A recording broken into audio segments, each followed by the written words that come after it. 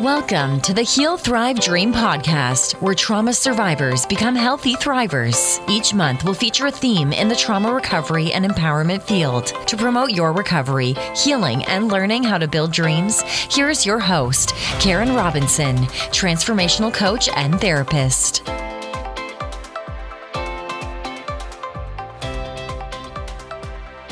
Hello, welcome back to the Heal, Thrive, Dream podcast.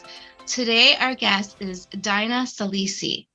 Dina is the author of Listening to Flowers, Positive Affirmations to Invoke the Healing Energy of the 38 Bach Flowers.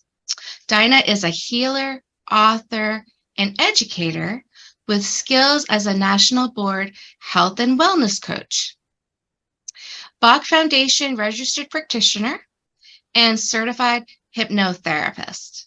She lives in Los Angeles and hosts workshops at her studio in Helena, California. Find her at dinasaalisi.com. Did I miss anything in your bio, Dina? So my first name is pronounced Dina. I practice her last name, people. I know, it's hilarious. So yes, but thank you. It's Dina. Dina. I am so sorry. No problem. Dina. Correct me as much as you need to if I screw that up. Dina. Oh, my daughter's name is Lena, so I should probably get it. Perfect. Yeah. Okay, so I know you have one book out, and I would love you to tell us about that. And also tell us about the book that is coming out in September as well. We want to hear about both. Maybe we could start there? Sure. Well, first of all, I want to say thank you so much for having me on. I really love the work you're doing. It's important. And so, yes, I do work with the energy of flowers, and my books, focus on that. But really, I'm a survivor of trauma myself. And so I think that's why I do the work I do, because it really does support healing in a really deep, profound way. So the book that's coming up in September is The Art of Flower Therapy, How to Use the 38 Bach Flowers to Heal, Thrive, and Live a Vibrant Life. And that is, a how-to guide. So this is going to get people really on the road to working with flower energy and really discovering how it's not only a beautiful self-healing system, but how it really helps us to look within and look at our suffering in a really compassionate way. So that's really what I love most about flower therapy. It's not just about taking a remedy and feeling better, although that's what it does. It really helps us to touch our trauma with the arms of loving acceptance. And from anyone who knows, who's a trauma survivor, that's really the way to heal. It isn't to try to get rid of those parts of ourselves, even though they're painful. So the work that we're looking at today is Listening to Flowers, and that's my current Oracle deck that's out. And this is a card deck on the Bach flower essences. And what I did is I took each of the 38 remedies, and I partnered them with a healing positive affirmation. And, many survivors, many of us know the work of Louise Hay, right? Mm-hmm. She was an affirmationist. She was the first back in the 60s. She really introduced this concept to people. And so I really wanted to enliven Dr. Bach's system of flower essence therapy and enliven the healing energy of each flower by giving people a positive affirmation that they could attune to sort of transform all of that negative self-talk that we do. Awesome. I'm a big affirmation and counter girl. That's a lot of the work I do too. So I'm going to approach this question from the people in the audience that are thinking, well, this flower stuff sounds very woo-woo. How can you describe what you do to the woo-woo people? Is there any science behind the work you do? Like, how do you know that working with flowers and energy and Bach, how do you know that helps people heal? Right. Well, okay. So first of all, Dr. Bach, he developed this system about 100 years ago in England.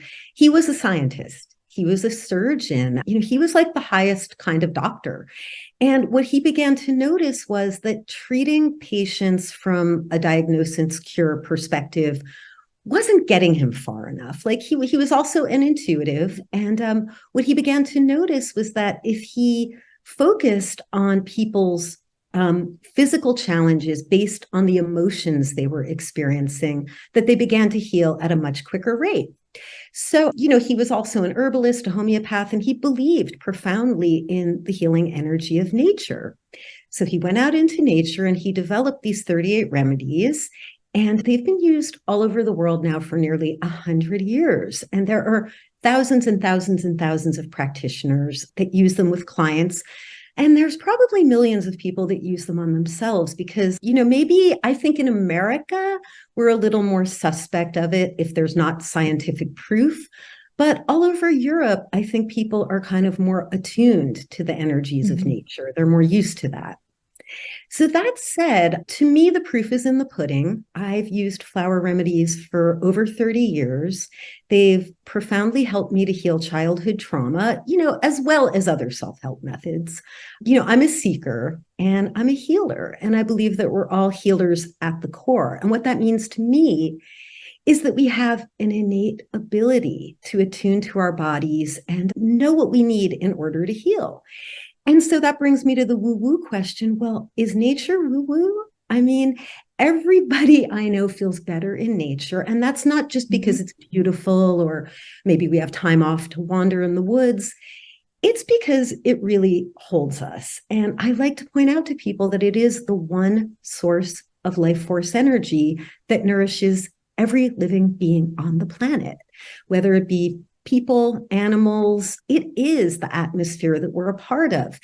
And the easier we can accept that and attune to it and, not be swayed to think that, oh, if it's invisible and it makes me feel good, if it can't be proven by weights and measures, it doesn't exist. That I think that our experience is the truth, is the teacher. And so I invite everyone to, just do a little experiment, go out into nature, maybe take a sketch pad, a journal, and see what comes. And whenever we're doing that inner work of connecting with ourselves on a psycho-spiritual, metaphysical level, we're touching our truths. And so to me, there's no such thing as woo-woo. If we experience it, it's real.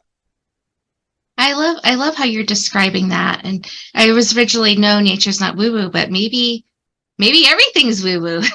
Maybe nature is woo-woo. Or maybe maybe the woo-woo is questioning our truth. And once we're grounded in our truth and our inner knowing, then that kind of goes out the window because who's judging it, right? Like when I hear the term woo-woo, I think of the judge. Like we're hearing in our heads, oh, that can't be right. Or that's, if it's not proven, it's not right. And then maybe we're hearing our parents or our teachers or, the authorities telling us, no, you're wrong. And I feel like that's really a big thing that's kind of out of whack with humanity, let's just say, because humanity's in a tough place. So if we're placing all of our trust in only things that are concrete and can be proven, that hasn't gotten us very far. So, I invite people to look within and really see what alivens inside of you. Yeah, it goes back to when you have faith, you have hope. Exactly. So I think that's beautiful. And I think the work you're doing is really a perfect blend of art and science, and faith too. That combo can be very beautiful and healing for people. So I want to pivot a little bit and get to a little discussion around the traumas you have, because that's how most people listening are going to connect with you at the beginning anyway, especially those who aren't familiar with Bach and the work. What about your trauma story are you comfortable with sharing today? I can share that I suffered early childhood sexual abuse trauma. And I saw let's just pause and hold that for a moment. For all of us who've suffered that, it's an incredibly painful place to be. And, as a young child, I think I was really sensitive to energy. It's funny because I used positive affirmation before I knew what it was when I was a small child, and I would be kind of in my bed at night feeling fearful, which I often was. I would say to myself, I love God and God loves me, and that's why I live happily. And that's like such a simple, like a childhood rhyme, right? But it got me through a lot. And I think that my experience of God really expanded as I grew into like we talk about nature and just this source that holds us. And so as I got older, I was always a seeker and I was always looking for ways to heal. And again, I don't think I knew that's what I was doing.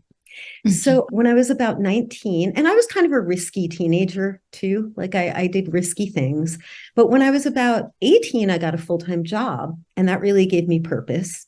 And then when I was about 19, I found Dr. Bach's book in a bookstore, Heal Thyself. And it was about how to heal using flower energy. And I was just like, wow, this is amazing. And I took it and I ran with it. So, one of the things I look at as like my first flower remedy that I chose was mimulus. And this is one of the fear remedies, and it's for any fear that you could name. And as a young person, I was so fearful to speak up, right? Because as trauma survivors, we're taught to not speak up. We're taught to, keep it quiet, keep it secret. And so, I was very fearful, like even as a young adult, I would be, and like, you don't know that about me now, right? Look at me now. But I would be the quiet person, I wouldn't want to say what I thought. I would literally go into a room and be like shivering, And so when I got Dr. Bach's book, I decided to try the mimulus flower remedy, and took a few months before my voice really opened up. But months, I mean, that's not even very long. And what I noticed was a gradual change where I became more courageous to speak out. I became more courageous to tell my story. And I did. When I was 19, I told my story of childhood sexual abuse. I told it to my family. They weren't happy about that. I found a support group and where we all had to tell our story. That was one of the most terrifying experiences of my life, to sit in a group of 6 women who I didn't know and tell my story. And we each had to do it. But you know what? It was also one of the most liberating experiences. Yes. Yeah. Yes. It's when we take something that we're taught to have shame about or have secrecy about, and we're like, here it is. It's not pretty, but this is what happened. It's just very empowering process, to unpack that and like, oh, I'm not going to carry this baggage by myself anymore. Can someone help me carry it? And it's just very freeing, because people will say, oh, I'll carry it to this point, or I'll carry it to this point. And it's all unconscious. We're sharing their hurt, that energy, but also sharing hope to get better again. So that's really powerful. I want to hear, before, well, I guess it was probably a lot happening for you at the same time, because you were always aware in some level that you could heal yourself, right? Even as a little kid, you seem to know that unconsciously, at least. But even though you could do that, I'm guessing there was some suffering still because of the fear you described. Can you share with us any of the challenges you had as a trauma survivor? Like, did it show up at school in any way? Did it show up anywhere else other than the fear piece? Yeah. Well, I think that I had to work through a lot of anger. Yeah.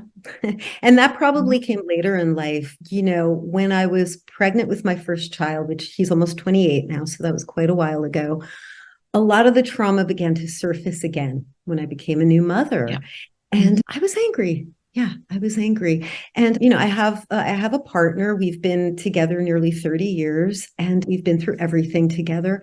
And what I remember is kind of like after my son was born, sort of like needing to withdraw, and which isn't the healthiest place to be when you're in a connected relationship or when you're a parent. And so that's sort of when I got into my women's group, was when my son was young. And that was kind of like, propelled my healing forward more. But yeah, I had to work through a lot of anger, and it took a long time. It really did. And when I meet with trauma survivors, a lot of times women will come to me and they'll talk about their anger, and they'll be ashamed of that. like, oh, I shouldn't be angry, or it doesn't help me to be angry. And they just want to kind of get done with it. But, I encourage everyone to give voice to their anger, to find ways that they can express it that are safe, to let our loved ones know that I'm angry. It's not your fault, but it might come out towards you a little bit. So that was a lot of work on my part. And aside from flower remedies that helped me there, really, I think doing inner dialogue work, right? Like, connecting with anger, connecting with fear, connecting with sorrow, asking it what it has to share with me. That was really enlightening. So I'm like a lifelong journaler too. And so just writing stuff down and then rereading the writings. Like that's the other piece. Like a lot of clients, they say they tell me they journal, and then I say, oh, do you go back and read them? And they're like, no, I'm too scared. But it really it enlightens you to like where you're stuck, how you've grown, which is also good to celebrate your growth. And it does help you to kind of like move forward. If you just put it in the journal and leave it, like there just might be a lot of unresolvedness. So I encourage people to go back and reread your journals on the new and full moon of each month. So you can go back 2 weeks at a time. And for me, that's been like really a lifelong healing practice.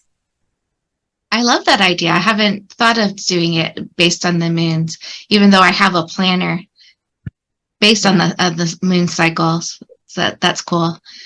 Oh, very cool. Now, I also appreciate sharing the pieces of anger, because anybody looking at you now with your beautiful flowers, I mean, you just look like the picture of Zen master, right? You look like you could be a monk in the monastery so much. You look so peaceful. But I know that wasn't always easy to get to that place. It took a lot of work and energy and time, effort on your part to allow that to happen. And I think it's just really important to learn that our emotions that we have that come up are valid, and we just have to learn to work through them, accept them, validate them, and then work through them. And like, okay, what good can come from this anger I've been holding? So any thoughts about that? Well, I mean, I love what you just said, and it really strikes the chord of everything is fuel for transformation. So again, like when we feel bad, when we're suffering, of course, it feels terrible on the inside. So of course we want to get rid of it.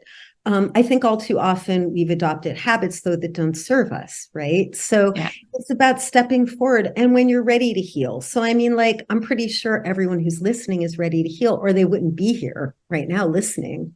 So that's really heartening. So, yeah, I just want to say to anyone who's feeling daunted that if you're here, if you've stepped up to the plate, you've already taken on the work of healing. And so, yeah, it is a lifelong process, but it doesn't have to be a bad one. It can be just integrated into all that we are, I think. Yeah, I love that too. I love that a lot. Yeah, that's one of the things I try to get through to my clients, that our healing journey should be not should, but it serves us best when it's a priority, a choice, because it'll impact every area of our life. Our work that we do, our relationships, how we see ourselves, how we see other people. Like the gift of healing just goes on and on, like that ripple effect. So healing, if you're a parent too, if you want to have the healthiest child possible, it's much easier if you're working on your own health. Absolutely. So, yeah. Did you say everything that you wanted to say about your second book that's coming out? I'm not sure if we hit everything about that. I think so. It's a comprehensive guide. So anybody who wants to learn like how to work with flower energy, it's got everything in it. And I do give some personal stories and some client case studies. So it's really relevant. Like people can really relate to it. So I'm excited about that. Yeah. Awesome. It doesn't have to be one in the book if you don't want it to be, but I think sharing a case study would fascinate us and give us hope oh, maybe I could try this. This sounds really hopeful. Is there a story that you could share with us? Yeah, let me just reflect on that a moment. Okay, so I think that one topic that comes up a lot for trauma survivors, and this is someone I have in mind, is that oftentimes trauma survivors will go outside of our bodies, right? So it's dissociation. I think we've all kind of understand what it means. And so there's this one woman whom I love very much. And one of her main challenges as a sexual abuse survivor was that she would spin off into fantasy a lot. And, that's a technique that we learned that to protect us, because when we were young and terrible things were going on, it would be helpful to go out of our bodies. So she came to me as a grown woman and really felt badly about this, but I pointed out right away that it was a coping mechanism that served her well. And now she was recognizing she just didn't want it anymore. She found it hard to be in romantic relationships because she would always kind of go into the fantasy and not be able to be in the present moment with it. So we did a lot of work, and the main remedy that helped her was clematis. So it's a beautiful white flower that's a vine, a trailing vine. And it's actually one of the 5 flowers in Rescue Remedy. If anyone knows, Rescue Remedy is Bach's 5-flower combination. And it's for, it helps you to kind of bring back to center when there's trauma that arises. So clematis is the one that brings us back when we're drifting off. And again, we might notice it because we're not very present. Like it's that thing where you read the same sentence over and over and you're like, God, why can't I get this to compute? Or someone's talking to you and you're daydreaming about somebody else. And there is a very dreamy daydream quality to it. And sometimes when I give it to people, and like with this woman, her first reaction was, but I love to daydream because it's soothing. Like that's how we learned to self-soothe. And there's not anything wrong with it. I think the challenge arises, and it arose for her when she couldn't contain it. Right. So what happened when we worked with her with the clematis flower is she began to realize that she could use this habit of dissociation for creative purposes when she chose. So she noticed that she would be more in her body, such that she began doing more like physical stuff that she wanted to do. Like she became more grounded in her body.